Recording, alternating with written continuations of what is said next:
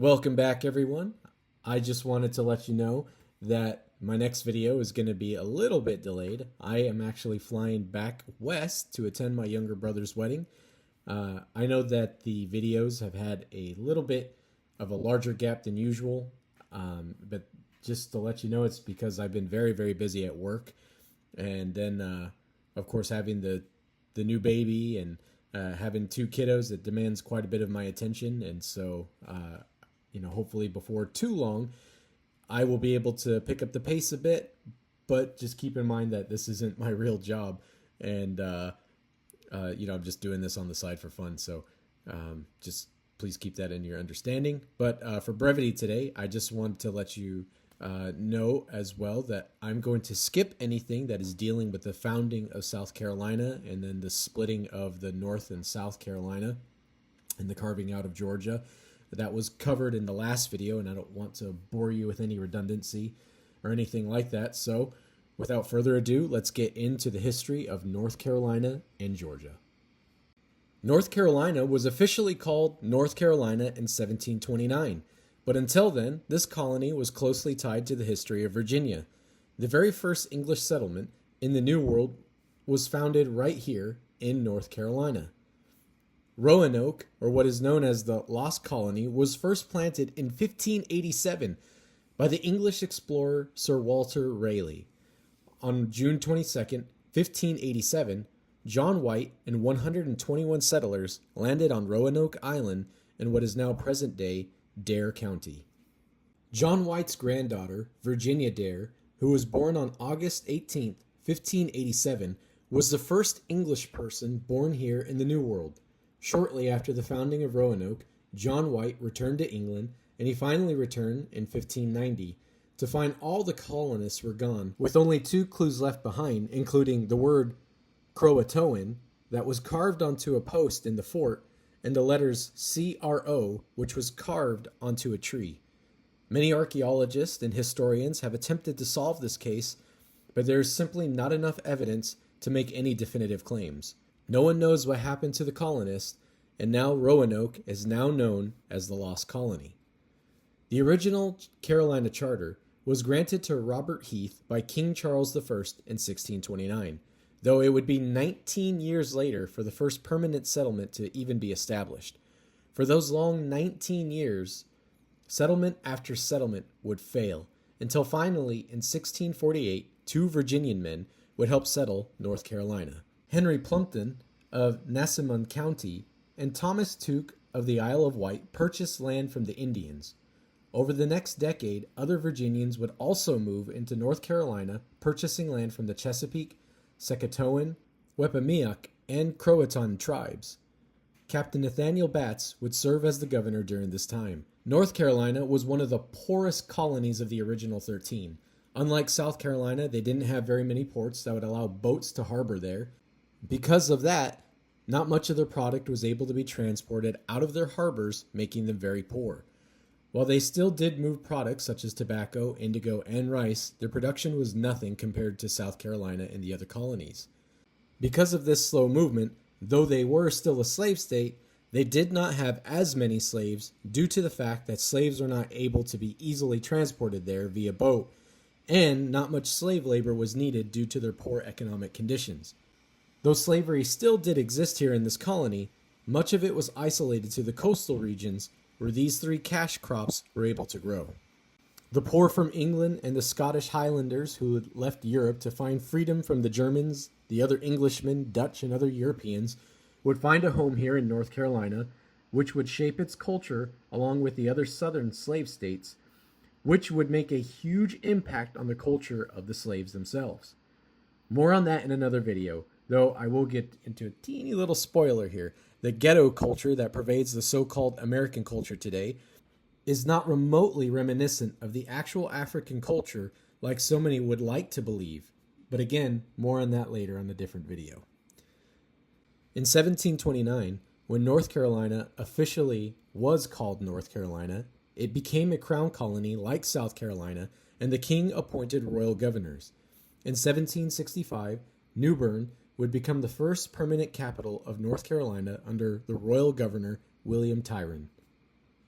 While it was one of the poorest colonies, these conditions are precisely what led to their visceral reaction to the overreach of the crown. There were a bunch of colorful people that led them to being quite a disjointed colony.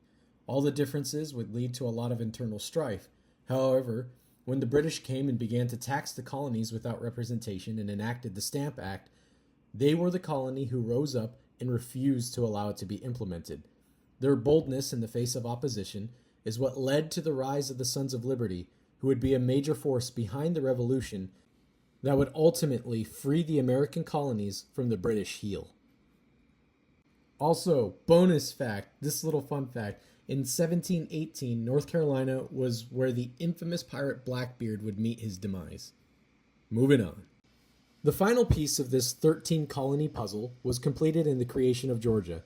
Again, I will skip the part about Georgia being originally part of South Carolina and then carved out of it, and we'll pick up their story in 1732. In June of the same year, James Edward Oglethorpe, a former officer in the Royal Army, desired to help the poor and perpetually in debt.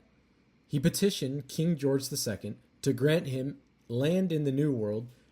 He asked the king, instead of filling up the already full debtors' prisons, to send them away to the New World to work in the prosperous fledgling America, as well as to serve as a buffer between the French Louisiana Territory and the Spanish-controlled Florida.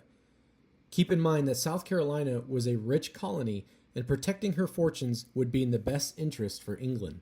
20 trustees were able to secure funding from the Parliament and gain a charter from King George II. Georgia was then officially carved out of South Carolina and named Georgia in honor of King George II. Since this was labeled as a charitable venture, none of the trustees were allowed to receive any land or hold any paid position.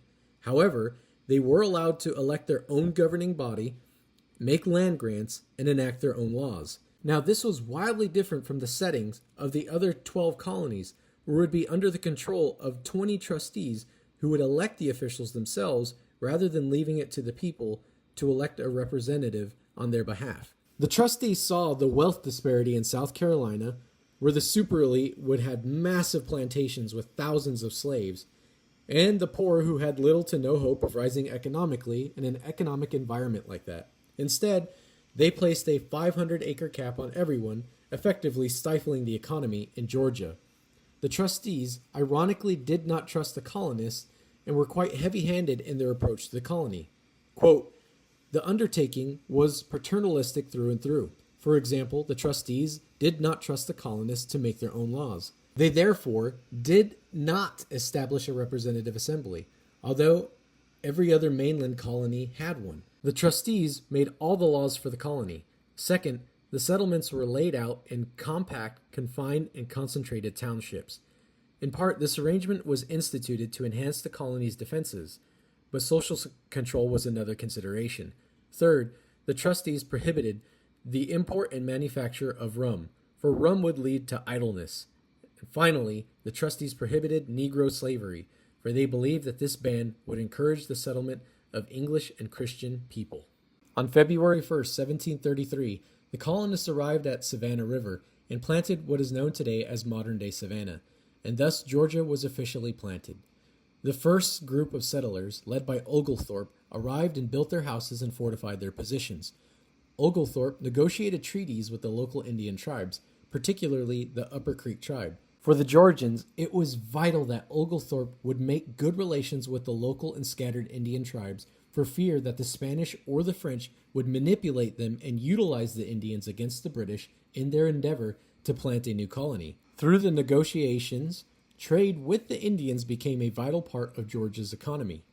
Of course, all the restrictions placed upon the settlers by the trustees became a point of contention. Georgia was a bit of an oddball in the 13 colonies.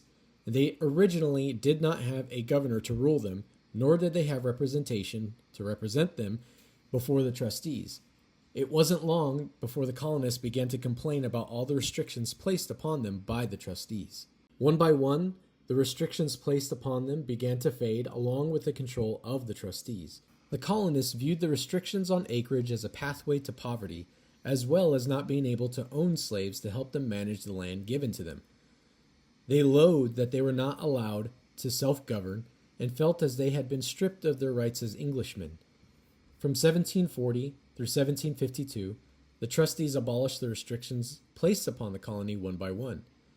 In 1742, the trustees relaxed the rules on rum importation in Georgia, which Oglethorpe vehemently disagreed with, and with an accountant accusing Oglethorpe of owing 1,412 pounds for military purposes, he simply replied to them by telling them that they owed him far more. No agreement was ever made between Oglethorpe and the other trustees, and Oglethorpe left his post as a trustee on March 16, 1749.